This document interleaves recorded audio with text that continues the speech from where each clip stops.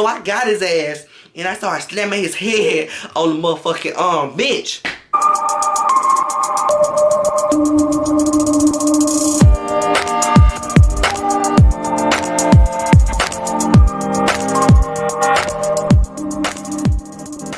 Hey, it's your boy AJ back with another freaking video. Today I'm doing another fucking story time. I told you guys in the other video that I was doing another story time about this ghetto ass apartment complex my grandma stayed in when I was a child. Well, she still stay here now, but I hold no not to try me now.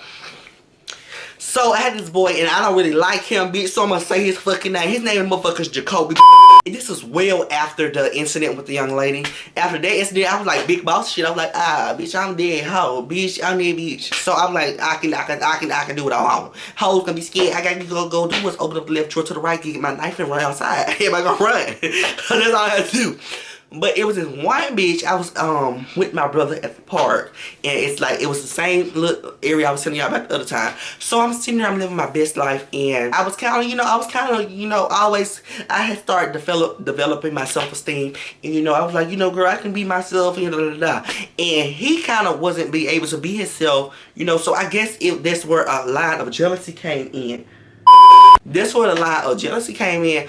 He kind of was envious on me, and I would hear through other people what they missy asses would come back and be like, because this is not where I stayed, you guys. I used to be at my grandma's house a lot before I moved in. When I was a child, I used to be here a lot. Then when I got into like my little 13, like teenage years, I stopped really coming over to my grandma's house. And much then that I moved in with my grandmama.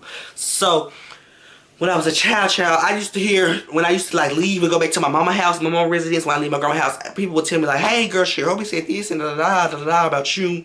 But he would never really say it to my face. It was kind of like a little, like animosity, like in the park. I almost said in the room, bitch. It was a little animosity in the fucking park going on when I would be around him, but he would never vocalize like what it was really giving. So one bitch had told me that he said something I don't remember to this day. I don't remember what the fuck she told me, but I was like, oh bitch, it is a motherfucking time for war. So I remember my brother went outside to the park, and we were sitting at the motherfucking on the benches, and he came over. He came with a little fat ass girl. It took him like a long time to get from like right here to right here, girl, because that's where his house was. He was so close to the park, but it took his fat ass a long time, girl. He was waiting. I was waiting 50 minutes, girl. I watched him walk 50 minutes from destination A to B, girl. I watched him walk 50 minutes for 4 steps, and when he got there, I kind of confronted him. I was like, so you said something about me, XYZ, and I don't know. I kind of confronted him about what the issues was. And he was like, and I did, you think you all that. And it was another jealousy because, me and my brother always been dressed down to the nines. Because, we stay at Cordova, we live in Cordova. And our mother is a college professor, for heaven's sakes. So, we have always been dressed down with the highest and the newest and the best things.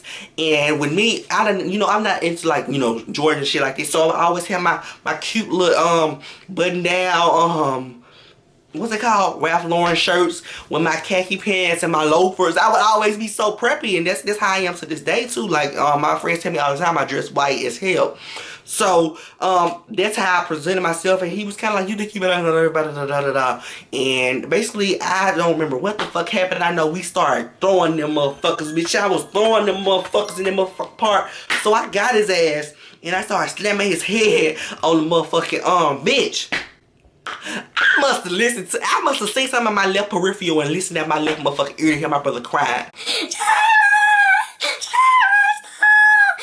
Like I am snapping, like I am not fighting to just fight and go home. I am fighting to kill this bitch. I'm slamming his motherfucking head into the goddamn trash can, because I should show y'all how it look. I don't feel like going out there, bitch. But like it's a little bench and a little trash can. So I'm hitting his ass on a motherfucking bench. I'm hitting his ass on a motherfucking thing, and he got my ass. And then I flipped over, we on motherfucking dirt. These motherfucking hoes around just motherfucking screaming, like rallying around, and I was like, hey, and my brother screaming and crying.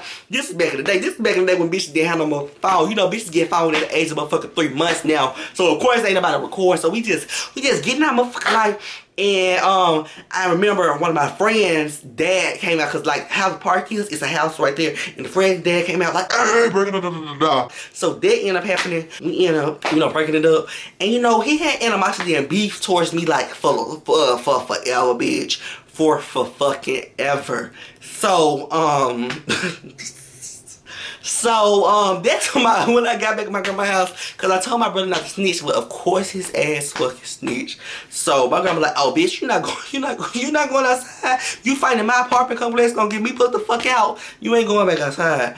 So that was that, and it's been slick ass shit, because my brother go outside. He used to go outside back in the day, and they would say like, yo, gay ass brother X, Y, and Z, and they would throw slick shots towards me to my brother. And also I recall him telling my brother something disrespectful about my grandmama, and my brother was little, but my brother said he wanted to beat his ass, and that's just that. And I don't know how he could talk so much shit with his mama, a dyke. Like, she ugly ass dyke. You know, dykes to be cute. I like the dykes, you know. Well, not even dyke. I don't say dykes, because his mom was a motherfucking dyke. But everybody know I like studs. But this mom was a dyke. Like, big, healthy, big ass bitch. Big, tall, likey, twanky, wanky ass bitch. So, yeah. So, I didn't like his mama. His mama would throw shade at me, and she was kind of looking at me funny like, bitch, I will ram your head into the motherfucking mailbox. I don't give a fuck how tall you are, sir.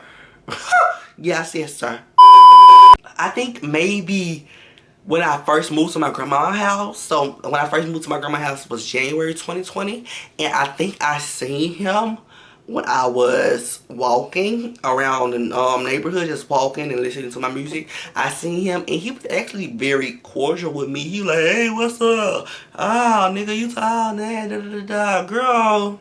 Girl. I still remember I beat your ass at that park. Don't try to forget.